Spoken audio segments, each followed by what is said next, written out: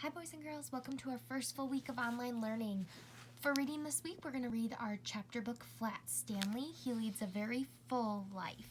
So get that out right now. We're going to read the first chapter, starting on page 1. Alright, so the chapter is called The Big Bulletin Board.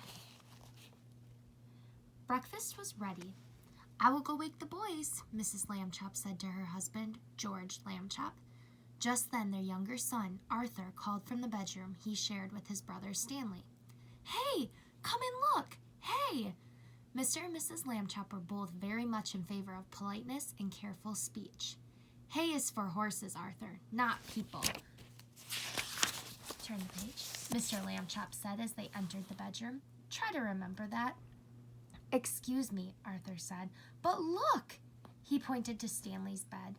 Across it lay the enormous bulletin board that Mr. Lambchop had given the boys a Christmas ago so that they could pin up pictures and messages and maps. It had fallen during the night on top of Stanley. But Stanley was not hurt. In fact, he would still have been sleeping if he had not been woken by his brother's shout. "What's going on here?" he called out cheerfully from beneath the enormous board. Mr. and Mrs. Lambchop hurried to lift it from the bed. What happened to Stanley? Look at that picture. "Heavens," said Mrs. Lambchop. "Gosh," said Arthur, "Stanley's flat." "As a pancake," said Mr. Lambchop. "Darndest thing I've ever seen." "Let's all have breakfast," Mrs. Lambchop said. "Then Stanley and I will go see Dr. Dan and hear what he has to say." In his office, Dr. Dan examined Stanley all over. "How do you feel?" he asked. "Does it hurt very much?"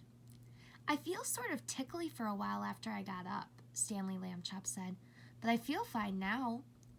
"Well, that's mostly how it is with these cases," said Dr. Dan. "We'll just have to keep an eye on this young fellow," he said when he had finished the examination. "Sometimes we doctors, despite all our years of training and experience, can only marvel at how little we really know." Mrs. Lambchop said she thought Stanley's clothes would have to be altered by the tailor now, so Dr. Dan told his nurse to take Stanley's measurements. Mrs. Lambchop wrote them down. Stanley was 4 feet tall, about a foot wide, and half an inch thick. So he is flat. Turn the page. And this is the start of chapter 2, which we will read tomorrow. Next, you can take out those packets. In my next video, we will be going through the first page of the packet.